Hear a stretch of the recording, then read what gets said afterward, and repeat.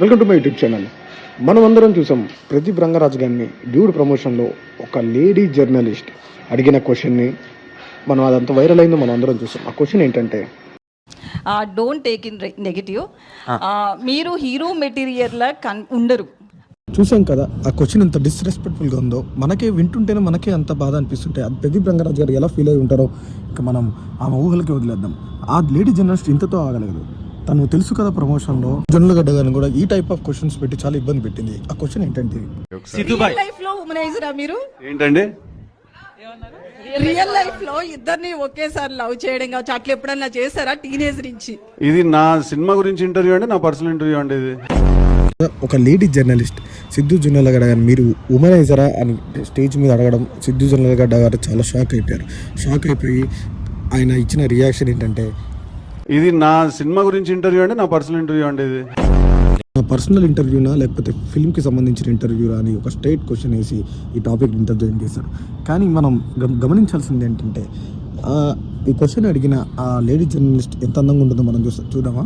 ఆ ఫోటో చూస్తుంటే నాకు ఎంత నవ్వు వస్తుందంటే అసలు చెప్పుకోలేకపోతున్నాను. కానీ ఇలాంటి క్వశ్చన్స్ ఒక పబ్లిక్ మీటింగ్లో అడగడం చాలా తప్పు.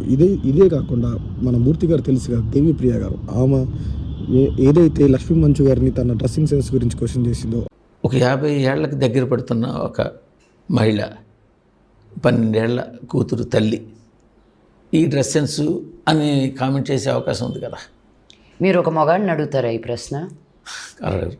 How dare you? అంతే. ఆ క్వశ్చన్ కూడా చాలా వల్గర్గా ఉంది అండ్ చాలా డిస్రెస్పెక్ట్ఫుల్ క్వశ్చన్. ఎందుకంటే మనం సినిమా గురించి ప్రమోషన్ చేస్తున్నప్పుడు సినిమా క్వశ్చన్ మాత్రమే అడగాలి, పర్సనల్ లైఫ్ సంబంధించిన క్వశ్చన్స్ అడగకూడదు.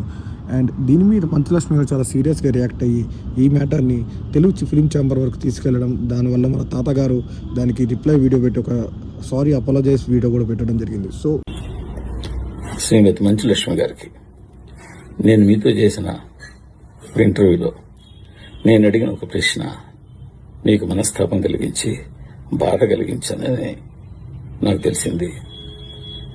ఈ మేరకు యూనియన్ ద్వారా నాకు సమాచారం అందింది. ఈ ప్రశ్న దాని పూర్వపరాలు ముందు వెనక్లు దాని గురించి నేను చర్చించదలుచుకోలేదు. నేను ఎవరిని బాధపడడం నాకు ఇష్టం లేదు కాబట్టి, మీరు బాధపడ్డారని తెలిసింది కాబట్టి మీకు నేను బేసరిగా క్షమాపణ చెప్తున్నాను.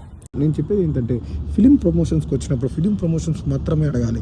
అండ్ అలాంటి క్వశ్చన్స్ ఏమైనా ఉంటే తన పర్సనల్ ఇంటర్వ్యూలో సిద్ధు గారిని కానీ ప్రదీప్ రంగరాజన్ గారిని అడిగి వాళ్ళ ఫీడ్బ్యాక్ తీసుకోవాలి. అంతేగాని ఇలా పబ్లిక్లో చాలా డిస్రెస్పెక్ట్ఫుల్గా బిహేవ్ చేయడం అనేది చాలా రాంగ్.